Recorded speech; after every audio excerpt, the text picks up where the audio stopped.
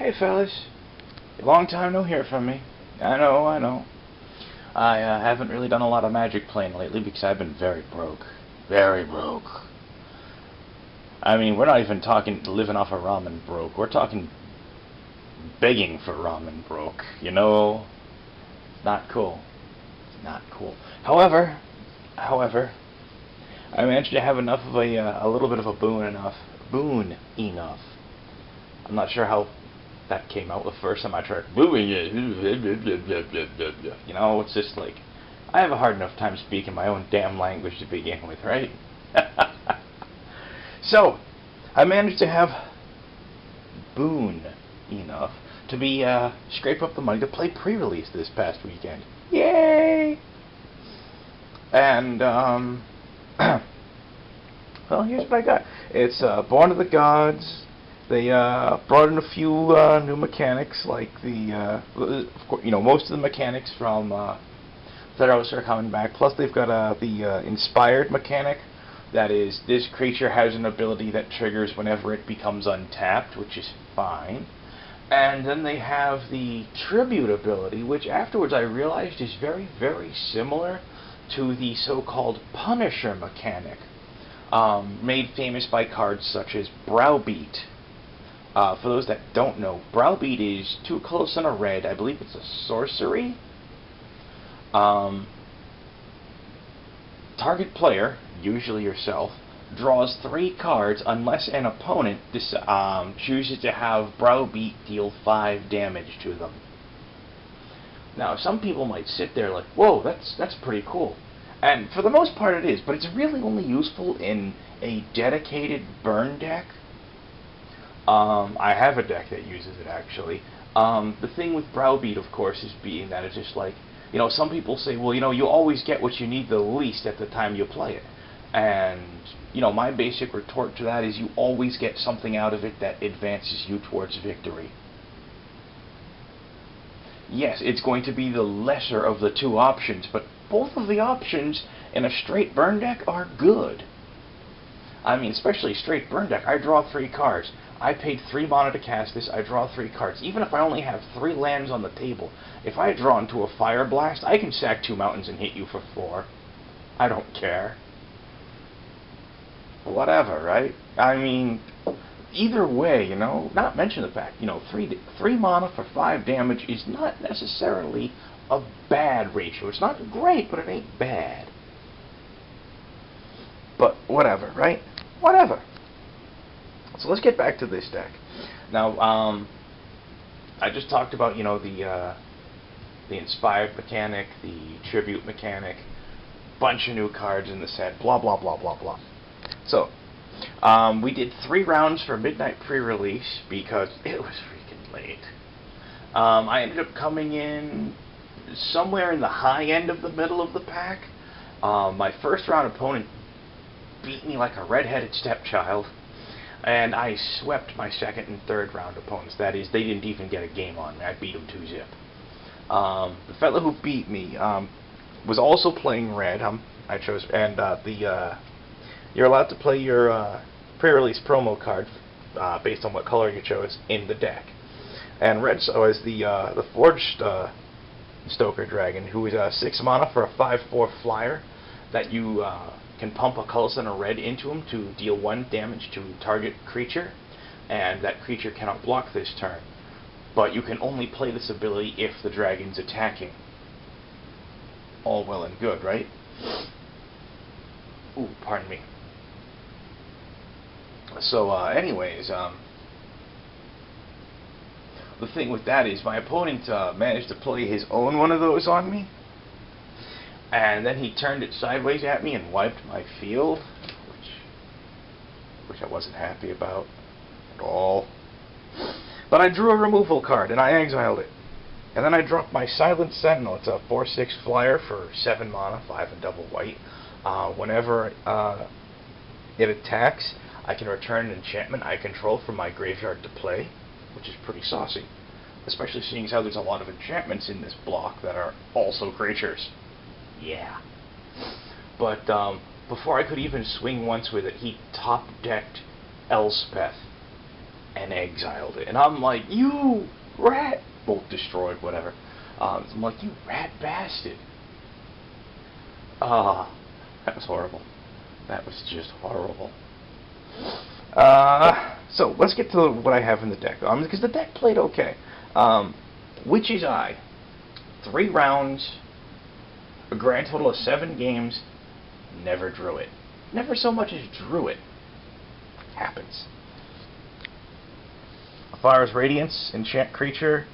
For a single white enchanted creature, gains a colorless and a white tap, gain 3 life. Now, some may say, why would you play that? And simply on account of the fact with creatures with the inspired ability, it has an ability that triggers when it untaps. That's a great enabler of it. It's an enabler. Combine that, of course, with the fact that, I'm gonna gain some life off of it too, which is just a nice thing for an extra. As far as I'm concerned, it's an extra at that point. You know what I'm saying? Nyxborn Rollicker, it's a 1/1 for a single red mana. Enchantment creature, Satyr. Has Bestow for a colorless and a red. Enchanted creature gets +1/+1 if you have it bestowed as an aura. That's actually not bad. I mean, it's not great, don't get me wrong, but, a creature with a Bestow ability that's low on the curve? Sure, why not? Why not? Titan Strength, from Theros. Very solid card. A single red mana for an instant that gives target creature +3/+1, and you get to scry 1. Sure. Other fun stuff in here. Impetuous Sun Chaser. He's a colorless and a red for a 1/1 flying haste. Attacks each turn if able. An aggressive flyer and aggressively costed flyer in red. Sure. Why not? Reckless Reveler, it's a colorless and a red for a 2/1. You can sack it to destroy target artifact. I actually think there was a Devil in Innistrad block that was reprinted in M14. That's pretty much the same thing as this guy, but whatever. Ordeal of Porphyros. All of the Ordeals, honestly, are cards that I really underestimated, given the nature of the environment and all. Much better than I thought they were. Also goes really nicely with anything with the heroic mechanic. Put that aside. Rise to the Challenge. Colorless and a red. Instant target creature gets +2/+0 and first strike till end of turn. That's another thing. Combat tricks like that in a draft or sealed environment might as well be removal. I mean, it's conditional removal. If you have a creature and they swing into you or they block you, it's removal. Ghetto removal, but it's just like, it serves that function. It's not great at it, but it serves the function. I mean, that's one of the things to remember, guys.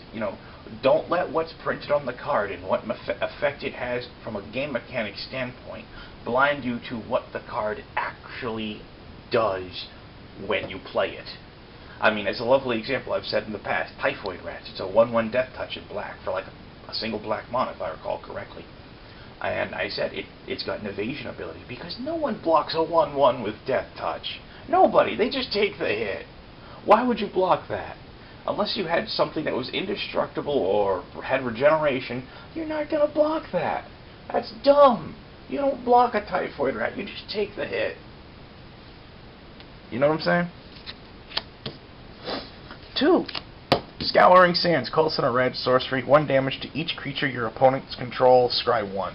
That's pretty solid. And heavens forbid it, every time one of my opponents got the 3/1 enchantment creature in white that said players can't draw more than 1 card a turn, every single time one of my opponents got those on the board, I either had one of these in hand or top decked into it and just wiped it away. And it's just like, you know what? Getting rid of a 3-power creature and then scrying 1 off of it? Sure, I'll do that. All damn day. All damn day.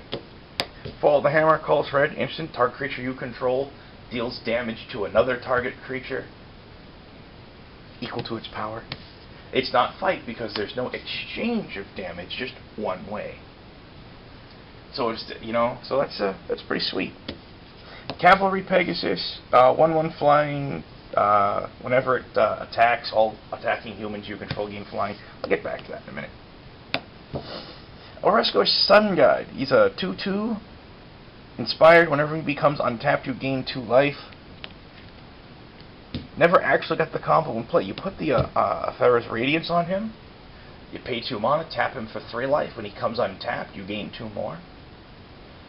Paying 2 mana for 5 life each turn. That's at the point where people.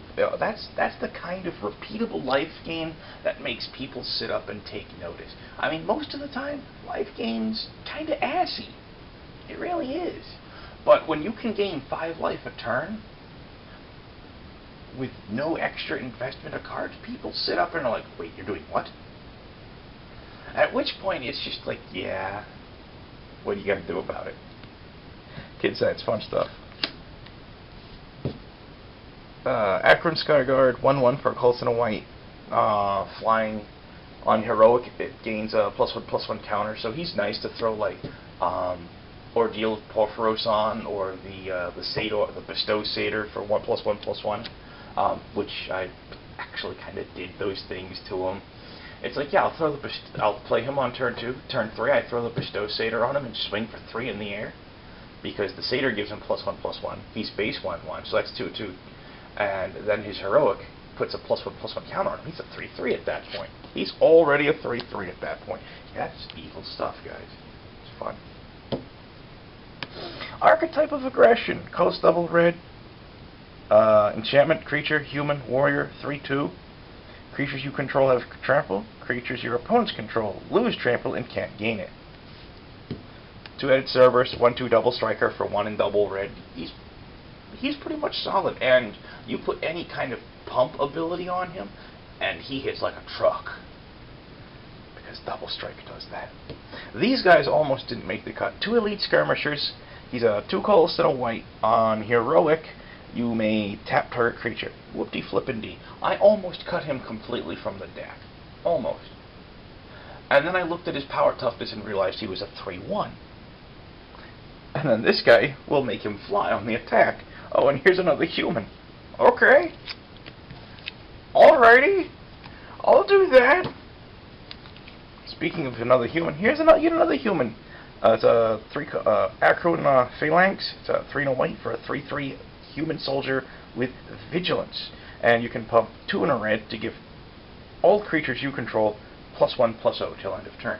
This guy's actually surprisingly saucy. This guy's going to have a presence. Period. Statement ends.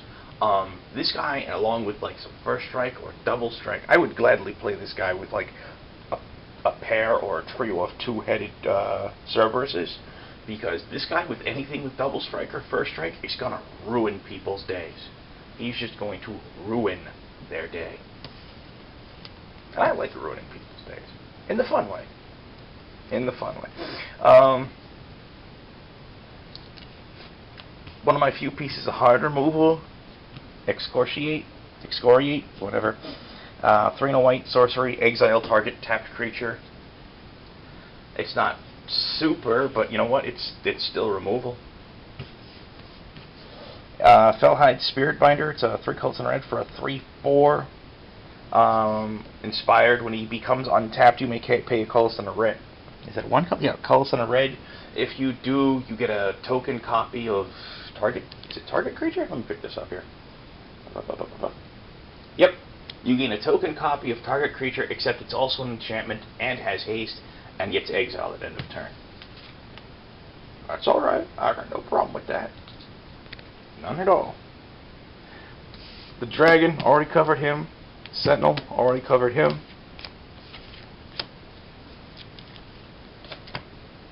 Oh, look at that Warmonger promo card thingy. I never bothered looking into what the last ones were good for. Never mind that one. I don't give that much of a crap. Alright, let me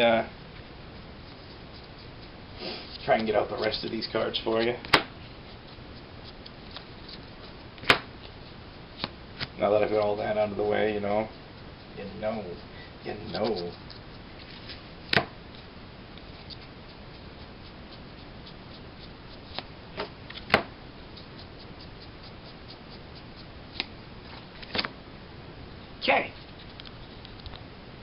So red cards that didn't make the cut. An Acroan Conscriptor, he's a 3/2 on Heroic. You gain control of target creature till end of turn. It gains haste. Well, untap it as well, of course, but whatever. Epiphany Storm. Colorless and a red. Aura. Enchanted creature gains red. Tap, discard a card, draw a card. I figured I wasn't going to run that one. I could run Witch's Eye, which was almost as good.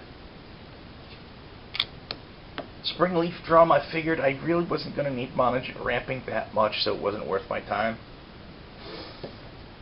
Oh, excuse me. It's a reprint, actually, from Kamigawa Block, of all places. It's a 1 to cast artifact, tap it, and on untapped creature you control for 1 mana of color of choice. Kragma Butcher, 2/3, inspired, gets +2/+0 till end of turn. And then some Theros cards. I had a pair of Minotaur Skull Cleavers, Deathfellow Raider, Portent of Betrayal. None of those really made the cut. Wasn't interested in those. Hold at bay, colorless white, instant prevent the next 7 damage that will be dealt to target creature or player this turn. Whoop-de-doo. So the damage prevention is almost as looked down upon as life gain. That's you know, I mean, defense has to be really, really saucy in order to be playable, you know what I'm saying?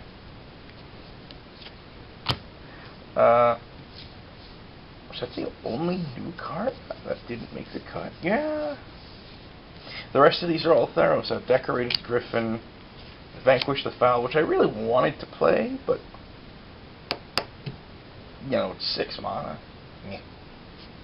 I preferred to keep my curve lower, you know. I only things I had to really get the high end of the curve for, you know, bomb creatures, you know. Chose my Helliad, Silent Artisan. I don't think anyone runs him if they can avoid it. Citizen Battle Priest. We're going to Band Elder. Whoop-de-doo, no one cares. Artifacts that didn't make the cut. Fleet Feather Sandals. Yeah. Anvil Rot Raptor is nice, but it's still mostly a filler card. You know what I'm saying? Unknown Spires. I'm only running 2 colors. I don't need a mana fixing land. Green. Decided not to run it. I thought my red and my white were my best colors, so I went with them.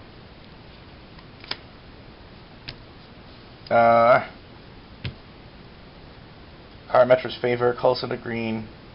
Enchantment. Aura. When it hits the board, you draw a card. Enchanted creature can tap for 1 mana of color of your choice. Fury's Band Tromper. It's a 3/3 on untap. Gets a +1/+1 counter, which is, and for 4 mana, it's not bad at all, really. Snake of the Golden Grove. It's a 4/4 with Tribute 3.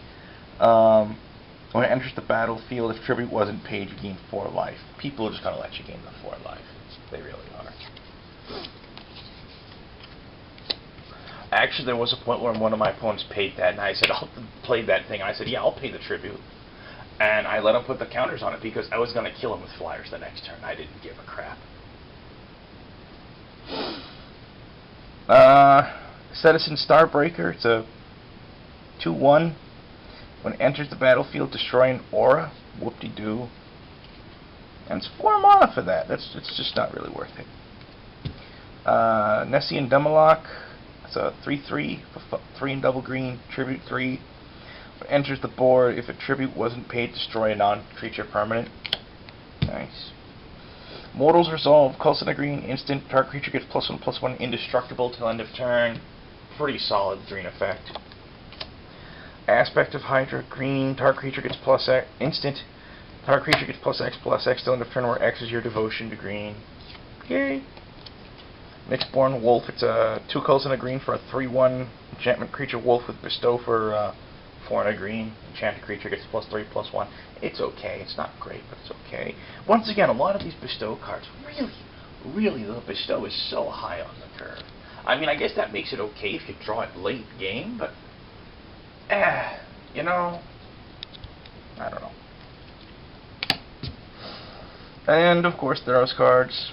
Voyaging Satyr, Vulpine Goliath, Reverend Hunter, Nylea's Presence, Coming with the Gods, Shredding Winds.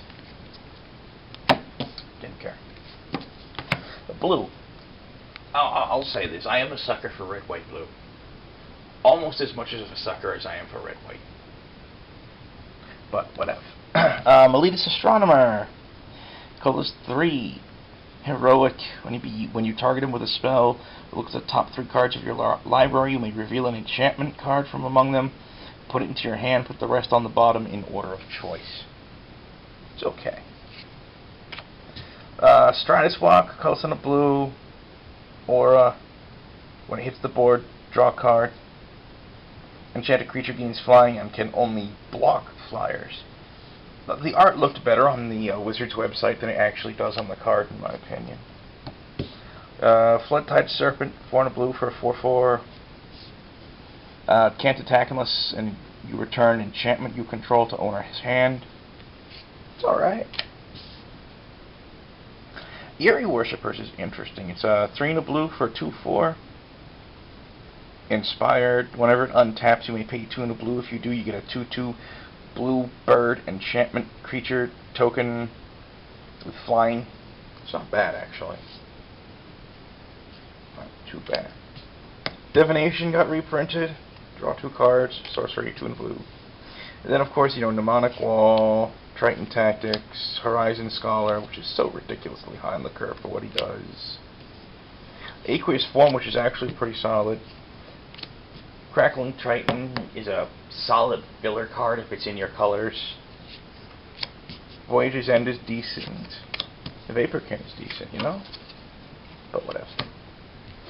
Black, I had some stuff in black that was interesting. Forsaken Drifters, 3 and a black for a 4/2 and it dies. Top 4 of your cards from your library into your graveyard. It's okay if you're playing a Reanimator deck or a deck that benefits from having cards stuffed into your graveyard, but normally in this environment I wouldn't play it. I really wouldn't. Not unless I was desperate for a body. Drowning Sorrow, colors in double black, all creatures get -2/-2 till end of turn, scry 1. That's not bad. That wipes weenies off the board. Marsh Mist Titan, 6 and a black, that's really high. 4/5. Costs X less to cast, where X is your devotion to black, which can actually lower that by a lot. Depending, So that's not necessarily bad, Grizzly Transformation, 2 and a black. Enchantment Aura, enchant creature. When it hits the board, draw a card. Enchanted creature gets Intimidate.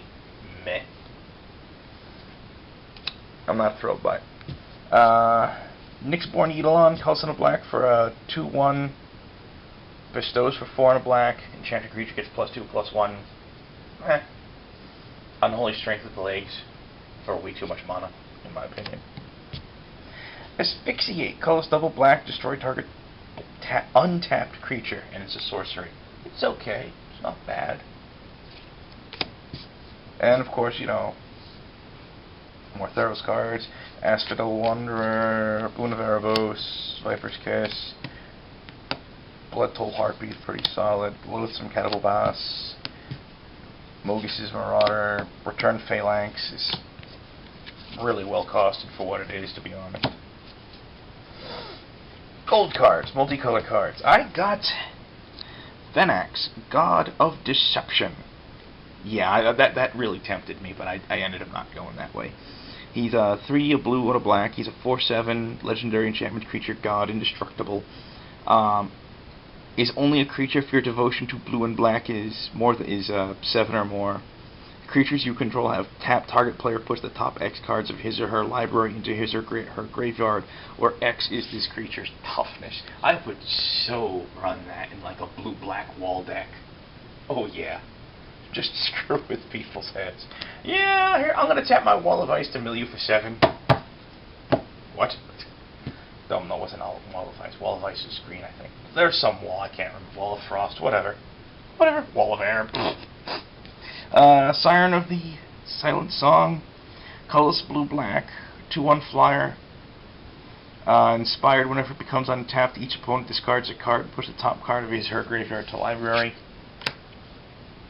Top card of his or her library to graveyard. English, I can speak it. A Sentry of the Underworld. Okay, so I started shooting this video like a few days ago, and I hope to have it out earlier than I'm getting it out, but poo happens. So if I recall where I left off correctly, I only had a handful more cards to talk about. That's all well and good. I think I was talking about Sentry of the Underworld. He was a 3/3 for 5, 3 white and a black, flying vigilance, black/white, pay 3 life, regenerate it. Honestly, in my experience, it doesn't see a lot of limited play, which is kind of a shame because it's actually a fairly solid card. I mean, regen's a pretty strong ability in this environment, and it's a flyer with vigilance. That's pretty saucy. But whatevs. Reaper of the Wilds, 4/5, 2 black, green. Whenever another creature dies, scry 1. Pay black to give it death touch. Pay a Coulson of green to give it hexproof. It's not bad. It's not bad. Also, one of the few Gorgons without death touch. Actually, she does have optional death touch. There are 1 or 2 Gorgons without death touch, but not many. And Prophet of Krufix, 2/3 for 3 colors of green, blue. Untap all creatures and lands you control during each other player's untap. You may cast cards, creature cards, as though they had flash. It's pretty saucy. I like it. But so anyways, yeah, I think I did the best I could with my the card pool I had. First round, I went up against Proctor, who I've got friended on Facebook, but I couldn't remember his name at the event. I'm sitting there like, crap. I know this dude. I've seen him around plenty enough times. He's a cool guy. I can't remember his damn name. I'm like that at times. I'm better with faces than I am with names. It's one of those things. People's actions stand out to me louder than whatever labels they have, including names. Maybe that's me. But oh well. But he took me down at like at one point we both had he wiped my board clean with the pre-release dragon, and then I was able to take it down with a removal card, and then I dropped my own pre-release dragon, which he immediately top decked into Elspeth and got rid of, and I just could.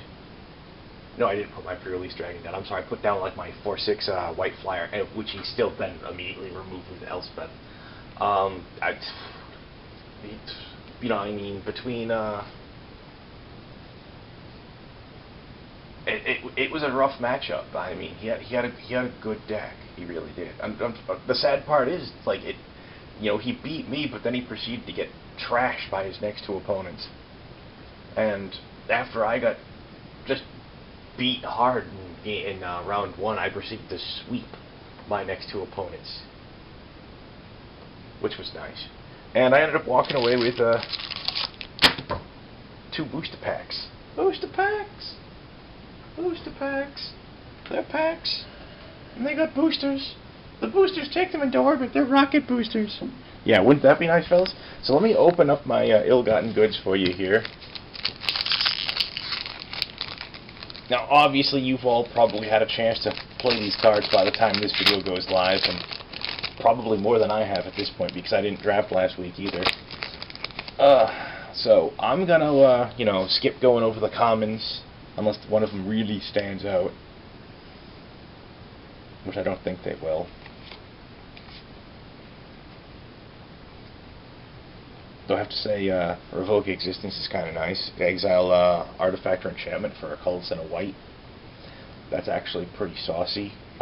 Especially seeing as how many creatures in this set are enchantments themselves, Dubba-dubba-dubba-dubba-dub.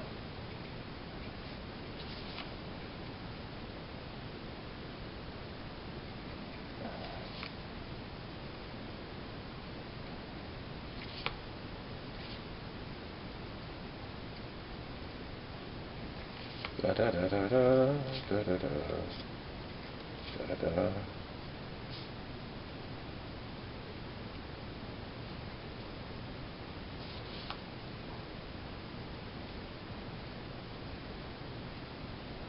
But this is a cute one. Lightning Volley. Till end of turn, creatures you control gain tap, deals 1 damage to target creature or player. That's kind of spiffy. There was a similar card in the original Ravnica block that till end of turn gave all that ability to all permanents you control. So you could tap enchantments, artifacts, lands for that stuff. Pretty saucy. If you played today, you could also use it to. You could also tap planeswalkers for that ability as well. Jumping land. A Herald of Torment. A colorless and double black for a 3/3 demon enchantment style. Bestows for 5 flying. At the beginning of your upkeep, you lose 1 life. That's actually pretty solid. I mean, a 3/3 flyer for 3 is not bad in black. I mean, granted, it's got a drawback, but it's still not bad at all.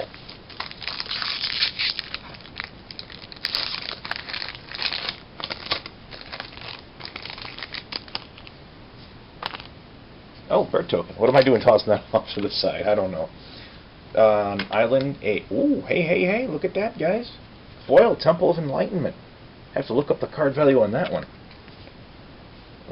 Heroes Podium. Each legendary creature you control gets +1/+1 for each other legendary creature you control. X, tap, look at the top X cards of your library, reveal a legendary creature from among them, put it in your hand, put the rest on bottom. I could seriously see that going into like a Captain Sisay EDH deck. Like a God-Favorite General. When it becomes untapped, you may pay 2 and white. If you do, put a pair of 1/1 white soldier enchantment tokens on the field. Interesting. A Gorgon's Head. Equipped creature has Death Touch. Archetype of Endurance. 6/5. Your dudes have Death Touch. Your opponent's dudes lose Death Touch and cannot gain it. And a bunch of comments. Interesting stuff in the prize packs. I'm not going to complain. Heavens forbid if that foil land is nice. I'll have to look up what that's going for later. You know what I'm saying, guys? Alrighty. So, hopefully I'll be able to draft this week. Crossing the fingers and all that.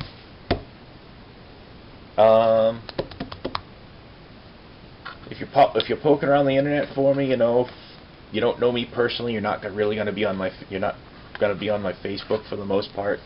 And I tend to guard that a tiny bit, just a tiny bit. My username on the Wizards message boards is SFESCEF. That's also my username on MechWarrior Online. Feel free to pop in, throw me a friend request or whatever on there if you play the game, yada yada yada. It's a great game. I posted a video on it earlier. It was me going nuts in River City Night, and also you could see why what my #1 cause for getting killed is. That's getting too aggressive and getting tunnel vision. Like, no, I'm on this guy, I'm gonna drop him. Yeah, that tends to work against me at times. What else? Also, with that very same username, if you want, you can check out my DeviantArt account. Ooh. Where I don't have much up, just a handful of poetry and like a very short story. It's okay. Well, not even a really short story, just a little. I guess maybe you'd call it a vignette. I don't know. But yeah, there's that. There is that. So, catch you later, guys. Happy gaming. Be good. Stay safe.